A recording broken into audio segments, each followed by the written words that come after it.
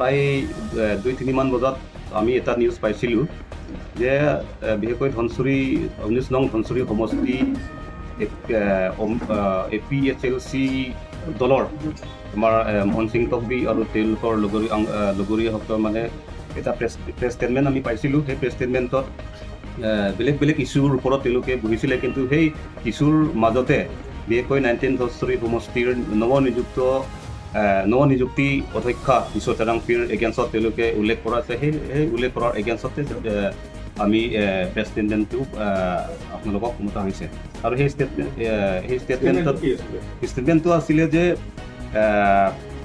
তেওঁলোকে উল্লেখ কৰিছে যে নিছো তেৰাংপি বাইদেৱে মানে ধনচুৰি ৰাইজৰ কাৰণে একো কৰিব পৰা নাই। তেওঁলোকে ষ্টাৰ্টিং পৰা আজিলৈকে মানে প্ৰথমতে ইণ্ডিপেণ্ডেণ্ট আছিলে আৰু বিজেপি জইন কৰাৰ পাছতো একো কৰিব পৰা নাই বুলি তেওঁলোকে তাত উল্লেখ কৰিছিলে।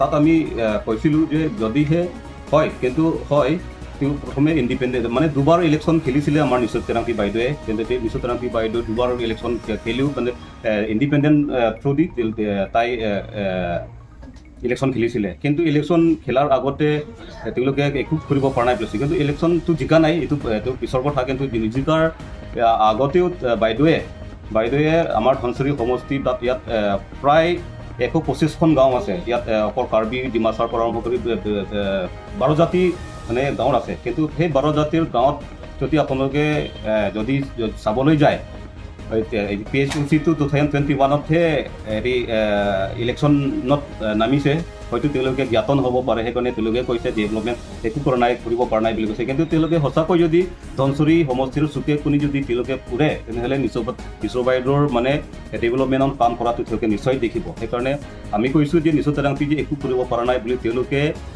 কোৱাটো মানে ৰাইজক মানে বিপথে পৰিচালিত কৰিছে। এইটোৱে আমি ক'ব বিচাৰিছোঁ।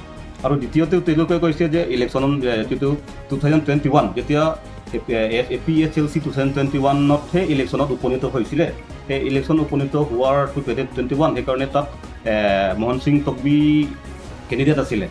কিন্তু তাত ইলেকশ্যন কেণ্ডিডেট কাউণ্টিং হোৱাৰ লগে লগে তাত হেৰি কৈছে যে তেওঁলোকৰ ষ্টেটমেণ্টত ৰিকাউণ্টিঙৰ কথা উল্লেখ কৰিছে। কিন্তু তাতো আমি ৰাইজক তেওঁলোকে মিছা মানে বিপথে পৰিচালিত, কাৰণ 2021 যেতিয়া ইলেকশ্যন হৈছিলে, লাষ্ট ইলেকশ্যন MEC ইলেকশ্যন, তাত ৰিকাউণ্টিঙৰ কোনো প্ৰশ্নই উঠা নাছিলে। তাতে যদি তেওঁলোকে যদি RTI যদি মাৰিব বিচাৰে তাত RTI মাৰক।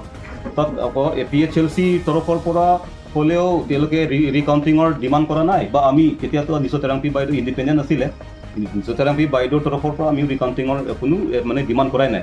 কিন্তু আজি যিটো ষ্টেটমেণ্টত যিটো উল্লেখ কৰিছে ৰিকাউণ্টিঙৰ ক্ষেত্ৰত, সেই ৰিকাউণ্টিং কৰাটো তেওঁলোকে মানে যাতে আগন্তুক যাতে পলিটিকেল মাইলেজটো পাব নেকি বুলিহে আজি ষ্টেটমেণ্ট তেওঁলোকে কৰিছে।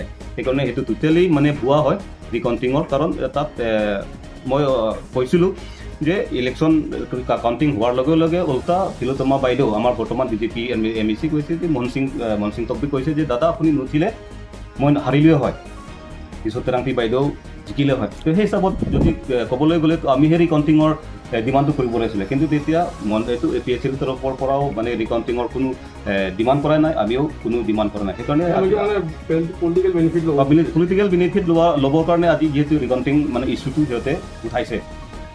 তো থাৰ্ডটো হৈছে আমি ক'ব কৈছোঁ যে একো কৰিব পৰা নাই বুলি কৈছে। আৰু BDC চেয়াৰমেন আজি 2-3 মাহ বুলি কৈছে তেওঁলোকৰ ষ্টেটমেণ্টত, 2-3 মাহ হৈ গ'ল, কিন্তু একো কৰিব পৰা নাই বুলি কৈছে।